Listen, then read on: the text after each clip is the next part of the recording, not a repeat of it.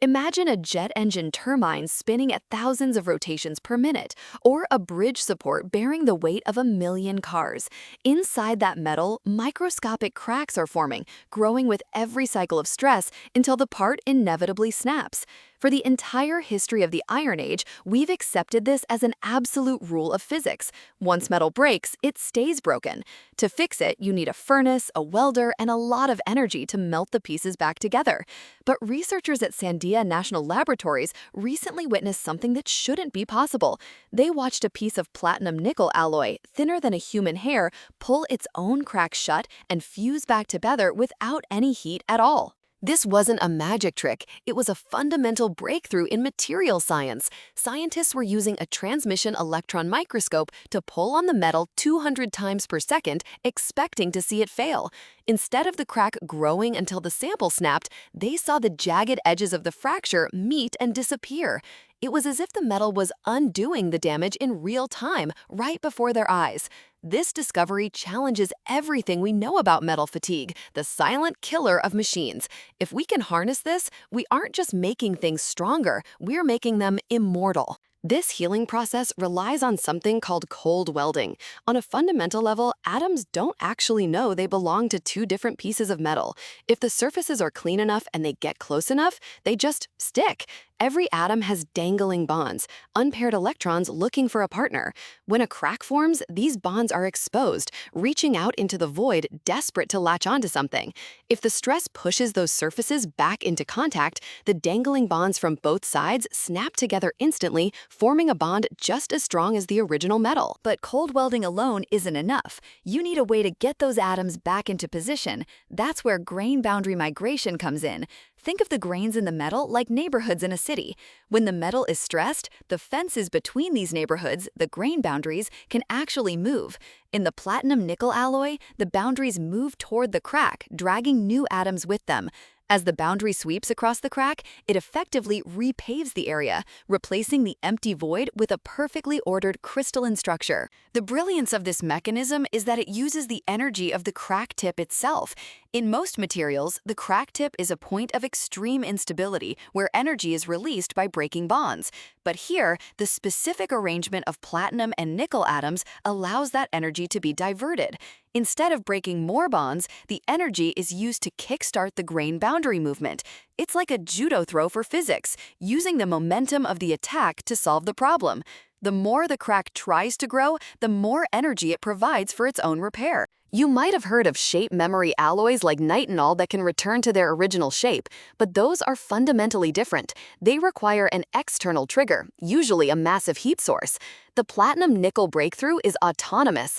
It doesn't need a technician with a torch or a computer to tell it to heal. It happens at room temperature, driven entirely by the mechanical forces already present.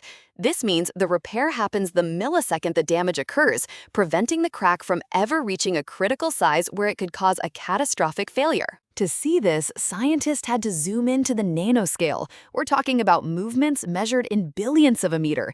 At this scale, the distinction between a solid and a liquid starts to blur. The atoms in the grain boundary behave almost like a supercooled liquid, flowing and sliding past each other to fill the gaps. It's a beautifully coordinated dance of trillions of particles. But there's a catch. This perfect atomic dance only works if the stage is perfectly clean. And in our world, clean is a lot harder to achieve than you might think. So, why isn't your car's engine healing itself right now? The answer is the very air we breathe. Oxygen is the ultimate spoiler for the cold welding process. The moment a crack opens on Earth, oxygen atoms rush in and coat the exposed surfaces. This creates a thin layer of oxide, basically a microscopic layer of rust that acts like a non-stick coating.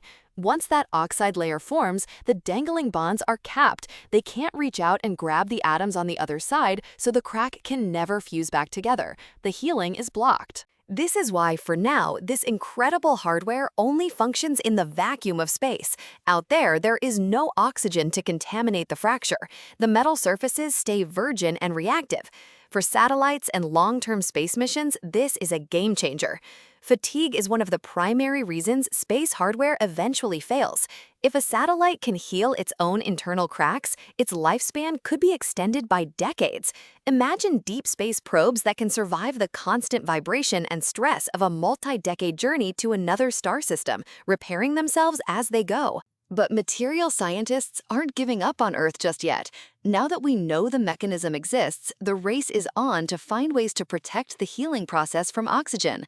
We might develop coatings that exclude oxygen even at the crack tip, or create new alloys that are less reactive, allowing the cold welding process to win the race against oxidation. This is the frontier of metallurgy. We're no longer just mixing metals to make them harder. We're designing them with their own internal immune systems. How long can this healing last? In the initial experiments, the metal healed itself over and over, but eventually, even the best self-healing system hits a limit as the microstructure becomes too disorganized. The goal now is to understand these limits. Can we design the neighborhoods, the grains, to reset themselves after a repair? Can we make the process truly infinite? Every time we push these boundaries, we're learning more about the fundamental nature of matter. We're finding that the solid world around us is much more dynamic than it appears. The discovery of self-healing platinum nickel is a reminder that there are still massive surprises waiting for us in the most basic materials. We've been using metal for 5,000 years, and we're only now seeing what it's truly capable of. Next time you see a massive steel structure or a delicate piece of electronics, remember that deep inside, the atoms are part of a complex, living system of stress and response. We are entering an era where our machines won't just wear out, they'll fight back. And the line between the built world and the living world, it's getting thinner every day.